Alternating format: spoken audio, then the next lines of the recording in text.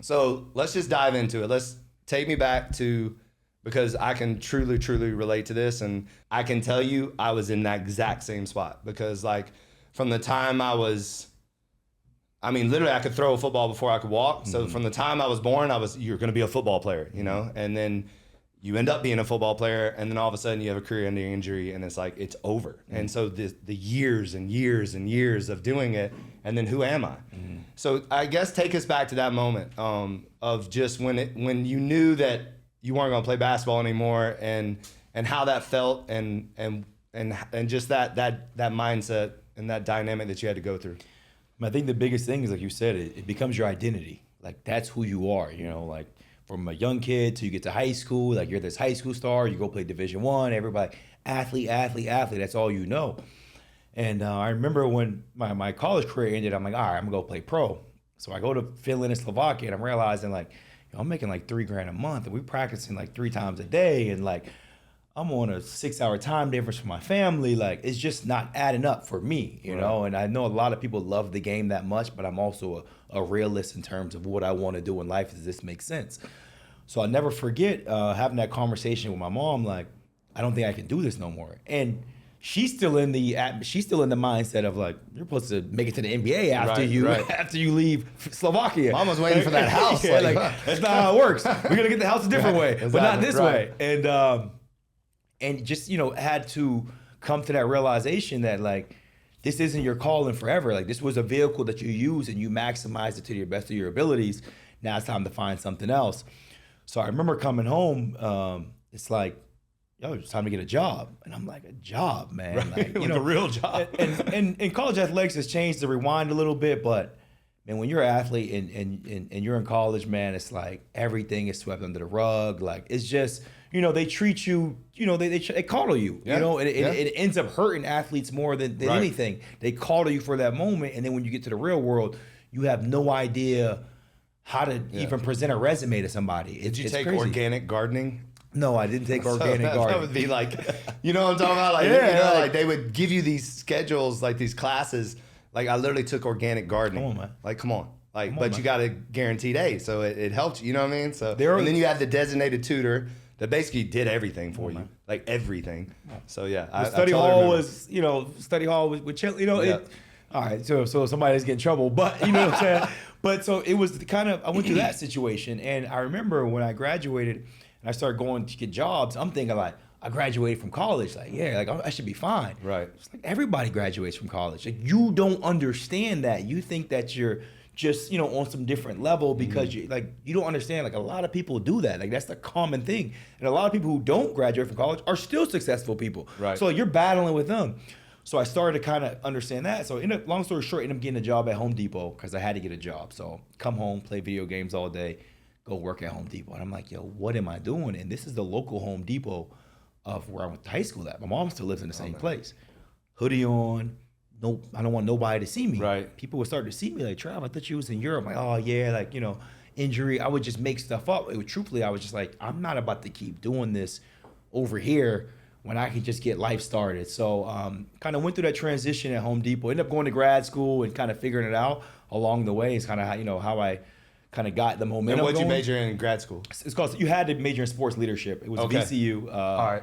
Virginia Commonwealth University. But to be a GA, you had to have that that major. To be a graduate Exactly, assistant. exactly. So we were all in the same classes and make sure everybody can go to practice and travel. So, but amongst all that, it was kind of like one of those things where it was like, yo, you better figure out who you are. And it's a power. I don't think it gets enough attention on how serious that is. Like obviously, like you know, right? And you played at Auburn, so like I can't understand the magnitude of that. You know, I played at a small Division I. Like it's like this is my world. The NFL is the next step. Like that's the only thing possible. And you see also like your peers. You know, like everybody before you they're doing the 3 years and then they're going to the NFL. It's like you see it, and then also to your point, I mean, you're playing in front of 100,000 people. Like, and then wherever you go, you know, people are treating you different, and it's just it's different. And there's this like almost dopamine rush that you have, like being a college athlete and being in the spotlight, and like you said, coming from being a star high school player. Like also too, that not everybody's a star. For sure. Like not everybody comes out of high school, you know, sought after and scholarships and stuff like that. So it's you really don't know unless you've lived it, And then when it comes to a halt, you start to like, well, for me, I mean, when it came to a halt, I started to like go the wrong direction, dabble in drugs and partying and stuff like that. I mean, it literally, I kid you not, it lasted 3 months. Like it wasn't some binge or anything. At least you claim, you're honest about it. Yeah, exactly. But I did try it, but it definitely wasn't for me. And then you start, and I was going to ask you this, like for me, I got really into lifting weights and trying to be like, just, I mean, if I'm being honest, trying to be the sexiest man alive, it was more about like, as I was walking around at 240 with a 22-inch neck. So I was like, well, what happens if I actually lean up and try to look good? What could that look like? So I got really into that. And then I really dove into kinesiology, exercise science, and health promotions because I broke my back. So I was like, how can I help other people not break their backs? For sure. And so when did you know that like you wanted to be a strength coach? Like when did that happen? So it kind of happened organically, kind of the way you said it. I remember like when I would leave Home Depot and I'd just go lift. Like I lifted in college, but I would go to the gym and it was like when I walked in that gym, I'm like, none of that depression matters for this hour. So I started taking it extremely serious. I'm like, I don't know what it is about that place. When I was in school, it wasn't like, oh yeah, let's go lift weights. Like I didn't really like the guy. You know how it is. Like the strength coach, like, yo, here comes this dude. Yeah. Like I never thought I would be in that position, but I just remember like once it was over and I would leave work and I'd go to a gym. I'd never forget, it was called Fitness 19, man. Some, the little outlet ones where like you don't know how they're hanging on by a thread. Like, right. You could literally just walk by if you want to. That place just became like a safe haven for me. And I'm like, there's something special about this. I don't know what it is, but there's something special about this. And then when I became a GA, when I went to grad school, that's when I started working. I got like a CSCS and I started working with the basketball team. Okay. And that's kind of how it, Because I was interested about the depression thing because like I had a little bit of that, but it was the working out and the becoming, like getting better in that and becoming like this elite, like conditioned athlete, even though I had nowhere to like really channel it, but it still helped my mental, my mind. So exactly, was that what kind of saved you? For sure. Yeah. And obviously we'll talk about that, but that's why like I've took that space and brought and pushed it out to the world because a lot of people don't understand what it will do for them in their life in general. Right. And that's why same way, it's a vehicle. It's a vehicle to get you to the place you're trying to get to. And my message to people is like, if you get in the best shape you've ever gotten, if you locked in on your nutrition, if you really took the discipline, you have to say no to things that you know you shouldn't be doing if you want to get to where you're going. Your life will change, literally. But it seems so simple that nobody wants to believe it. Yep. Yeah, it's simple and then it's delayed. So I call it the instant gratification versus delayed gratification. And we live in such an instant, everything's now, and everybody wants that instant gratification. And working out and becoming a better version of you is definitely a delayed because you don't see, like, especially if you're on a journey of like fat loss or like real body transformation, you can be doing the same thing eating the same thing, working out, locked in for like a month and not see any result. For sure. But then literally the next week, all of a sudden, boom, and then you just compound over that. But it's that first like 30 days that most people quit because they're not seeing the change that they think is supposed to happen. So that's why people get into these fad diets and starving themselves and Ozempic and all this instant stuff. For sure. So I have some questions here. I want to this one was interesting, especially because it was in the intro. Your father served a life sentence in prison. I mean, how did that impact your life? So when my mom told me when I was 8. So I had early on. And I remember she told me I was 8. He committed a crime that he committed like 10 years ago. Finally got jammed up for it. Wow. So I was 8. So he met my mom knowing he committed this crime. And obviously if you do a life sentence, you did a pretty harsh crime. Yeah. So more of understanding that like, yo, this happened before I was even on this earth, and understanding that I didn't understand I had to reinvent myself at such an early age. But as I gotten older, I realized like I had to become the man of the house extremely early. I remember, my friends having their dads throw the ball with. I never had any of that, Didn't have my dad taking me to the gym. So it was like I was constantly like reinventing myself at such a young age to become the person that like, I want to be X, Y, and Z. And I had to figure it out on my own of how to get there. So like for me to become a college basketball player, to me at the end of the day, since I never had those things that most people have to get there. Right. There was no blueprint. It was just, just keep going to the gym. I fell in love with basketball. I kept working out, like doing things like that. But I never had a blueprint to do anything. And you never had like any other male figure that you think like helped that, or was it literally like? So I signed up for a big brother, big sister association. My mom put me in. Okay. He kind of, directed the ball, kind of explained, what basketball was, but majority of it was, was just going to the park, going to the gym, and just, figuring it out. Yeah. So to this day, it's still kind of odd that I look back because I didn't have like an older brother. It was me and my mom. Right. Yeah. So it's kind of like she didn't know basketball. She didn't care for it. It was like, oh, you play sports. So it was really the love of the game that did just loving it, man. Yeah. Loving the work, loving what you got to do, loving the the work ethic standpoint of it, the camaraderie. Just but yeah, to this day, like it's kind of weird that if you look back, my friends, we were 10. They're like, he was the one who, like, not that I wasn't good. It was just like he didn't have the direction that we had. Yeah. So now I see like NBA players or just professional athletes, and you realize like their father played. Or like, right. I'm like, y'all had the blueprint the entire time, So I never had any of that, man. That's actually, that's very unique and special. And it shows your drive. Like you had something different inside of you, because if you didn't have somebody got in the way, you had to have like a real personal drive, which is special. So all right. So you're at, where are you getting your CSCS again? I was at VCU, Virginia Commonwealth University. Yep. And then whenever you got that, yep. and you started being a graduate assistant there? Yeah, I was a graduate assistant there. As a strength coach? Yep. Okay. I got a great story for you with this one. Yeah, so tell me, like, take me there, because I have some great memories. I just want to hear it, like, from yours. So what's funny is when I first got there, when I first got my first year at VCU, I was a basketball strength coach. I'm cutting up film. My coach knew the head coach. The coach I played for, how it works. Yeah. He knew the head coach that played there for a while.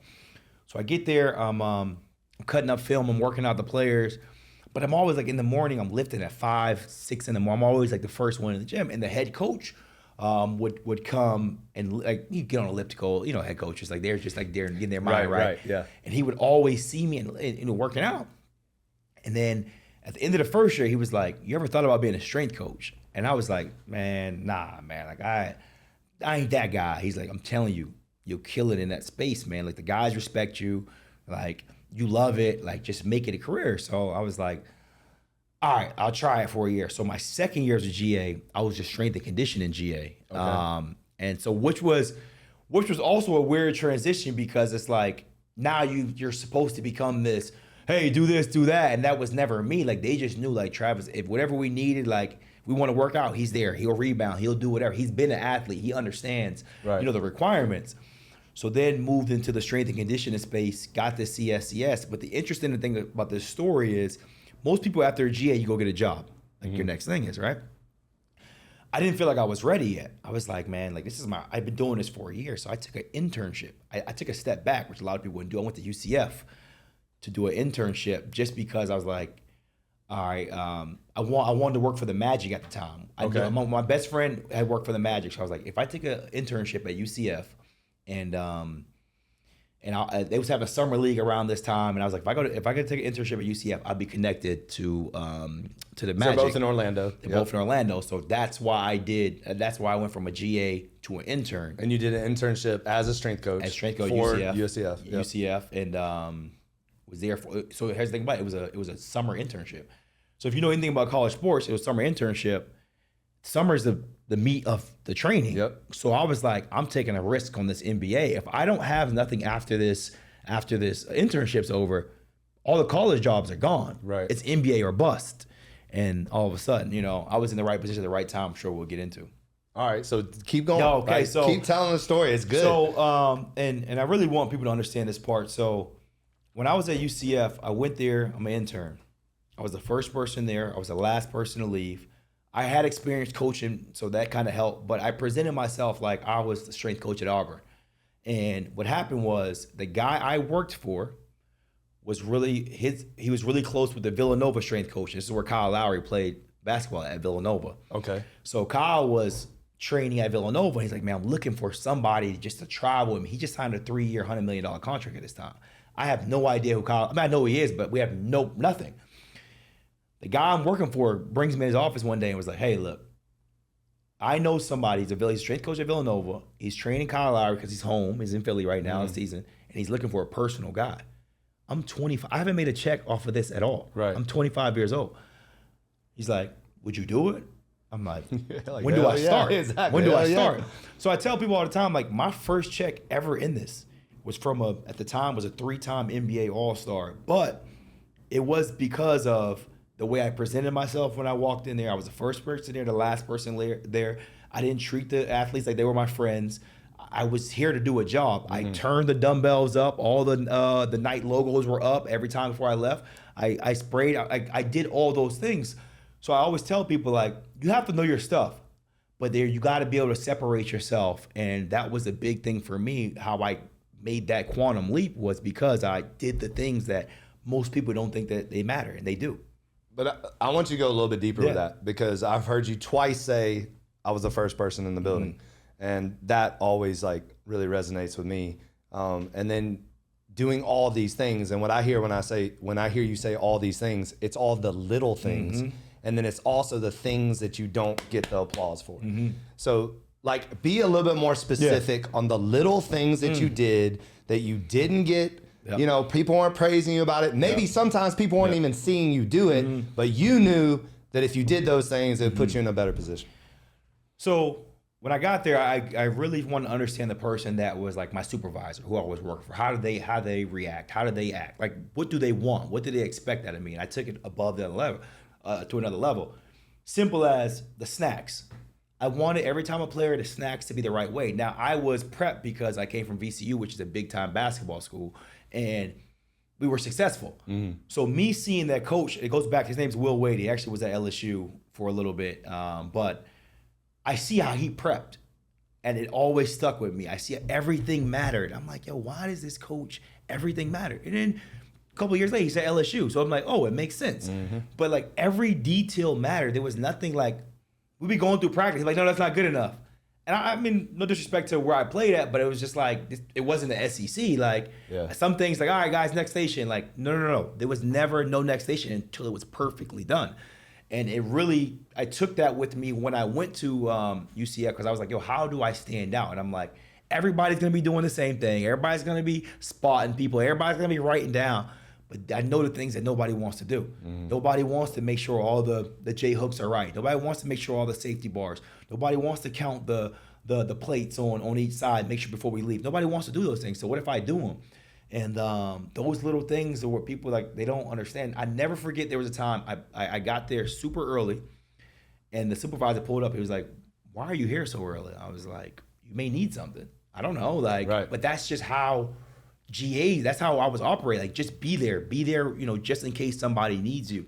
And it was the best thing I probably have ever done at that age. Yeah. No, I mean, it's such a lesson for the younger generation to hear, because, you know, again, it goes back to everybody wants, but they don't want to do what it's required to get. You know, like, it's baffling to me. And you can tell them, but at the end of the day, there has to be something inside of you that you got to want to do the little things in order to get where you're trying to go. Do you know Gunnar Peterson? Yeah, I know he is. All right, so Gunnar's a good friend of mine. Yep. And the very first time I went to his gym in Beverly Hills, now he's in Nashville, but when I went to his gym in Beverly Hills and I was working out a little bit, I put the dumbbells back, and I thought that I lined up the G's correctly, but it was like, I mean, I'm telling you, it was like this much off, you know, like that. And his other trainer in the gym literally scolded me, came up to me and was like, hey, the dumbbells are supposed to be lined up like this when you put the dumbbells back. And at first I was like, you know, I did put it back. And then, but then I looked and I was like, oh, he's right. And it just, it's like one of those moments where you're like, man, I love these people. You know, I was like, these are my people. And then so as soon as you said that, I was like, man, this is great. And I had a trainer come in. He only worked for me for about 2 months, and he always had my dog ears all lined up. And I've told my staff 1 million times, and they still don't get it. But it's a presentation. You never know who's walking in there. You never know. You never know. I've been in some gyms. Not that would steer me away from it, but like you ever walk a gym just like looking around. It's like it's just I wouldn't want to train here. Yeah. Like I tell everybody like the cleanliness and the organization of a gym is the first thing people pay attention to, and everyone's paying attention. Like you think that they're not, but they are. The average person that walks in the gym, they notice stuff. I always like the first thing I do when I go anywhere that's like a private place, whether it be like a chiropractic office or massage office, something like that, is when I go to the bathroom, I pay attention to the bathroom. Yeah. Like, is the trash overflowing? Is the toilet, you know what I mean? Because do they care? It just, do you care or not? You know? So I love that.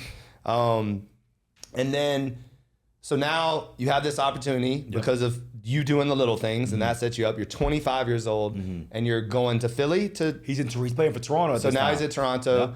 So, and you're his private strength and conditioning coach. One-on-one. Private. Yeah. You do live in nutrition, everything. Everything. So, because I've done this before, for sure. and talk about that, because I don't think people realize.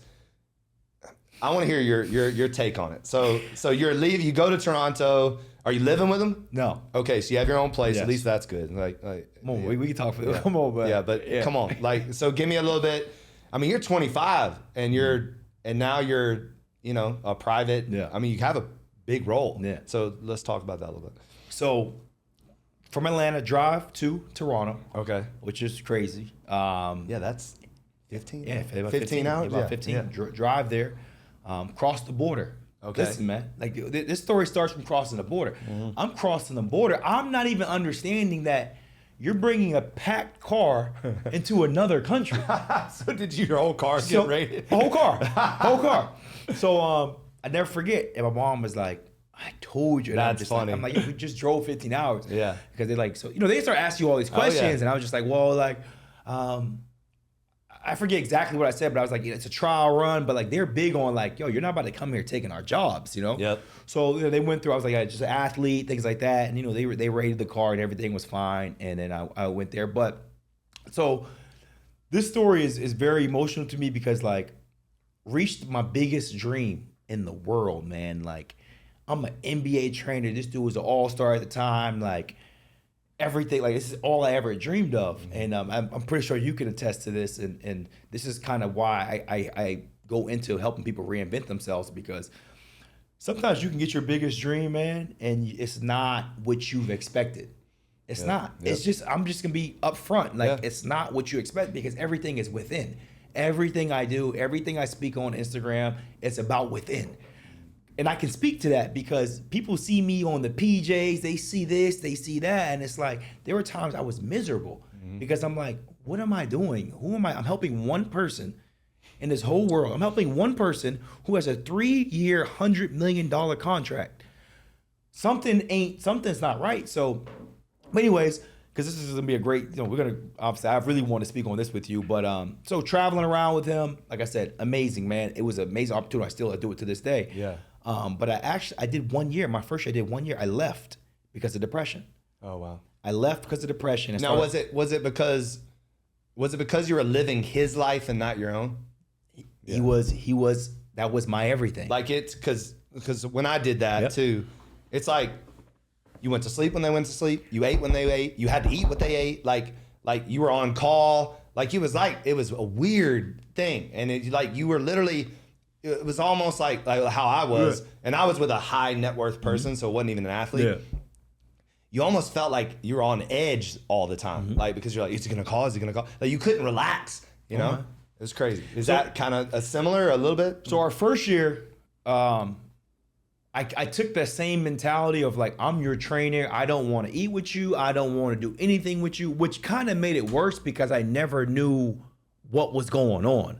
So I never knew when I was going to get a text message. I never knew much because I tried so hard to distance myself because I was like, I got to be professional. Right. I'm like, which it's a great thing to do. But if you know both sides of it, it's like now you're sitting by the phone. Now you don't know. Now you're in Toronto. Right. It's cold as I don't know what. You can't do anything else. You're living here illegally. So it's like you're sitting in a room. So let's say I trained him. Most of the time. Because you only train maybe on, man. 2 hours, maybe. Come if on. that. Come on. Like, yeah. So, and once the season started, like let's say we had a homestand in Toronto, say you had 3 games. He may train 2 to 3 times out those 8 days. Right. That's 45 minutes to an hour because I have games. What am I doing the other 23 hours of the day? Yeah. And that's where you start looking at yourself in the mirror and you say, you've been through it. It's like, hold on. I strive so hard to climb this ladder, and you didn't even understand what was at the top of the ladder. You just knew, like, I want to train the most elite, the most high, higher, whatever it may be, whatever you want to do, but you really didn't have a scope of what you was truly signing up for. Yeah, every time, because now I have multiple trainers underneath me. And I mean, if I told you how many times I ask them, like, what do you want to do? I want to train professional athletes. I want to train celebrities. And I'm like, well, why? Yeah. And then, they tell you why. And I'm like, but that's not. And then you can tell them, and then they still probably don't even believe you. But yeah, like, you don't know until you go through it. Till you sit in a hotel room and you're like, oh my God. Okay, so you did a year with Kyle. Yep. And then you said you took a year off, or what happened? I went to college. You went back to college. I went to Florida Gulf Coast. Okay. To get another degree? No. I was a strength coach there. Oh, okay. So now you're a strength coach in college. Like the strength coach? The head strength coach. Oh, that's great. Yep. Okay. So I did that. At 26? Yep. That's amazing. Then went to USF. Okay. Was a basketball strength coach. And what's crazy is COVID, this is around COVID time. Okay. Toronto gets kicked out of Canada for the season. They get kicked out because of COVID. Canada doesn't want to. Yeah, Toronto didn't play. In COVID, Toronto played in Tampa. What? I didn't hear that. Toronto, the Raptors played in Tampa, and so that's how I started working with him again. No way. But because I was at USF. Okay. But more mature, understand what I can do in this space versus the 25-year-old me. So now, at the time, I'm like 30, and I'm like, okay, I'm going to go back and do it, but I'm going to make sure I can pour into as many people as I can possibly pour into, because the first time I did it, I poured into one person, and that person was a NBA All-Star. Like I'm not using my gift properly. And this is why this time around, so I've been working with him since we played with the Heat 3 years ago. Now I'm in Philadelphia. But yeah, now it's like, explain that for a second. So when you say that, you said you poured into him, and now you want to pour into more people. So explain that. Like, what was where did that come from, and then how did you do that? So obviously, like I said, I looked back at the old me. Like, what did you do wrong? What burned you inside the first time you became an NBA trainer? And I remember telling myself it was because you was only helping one person.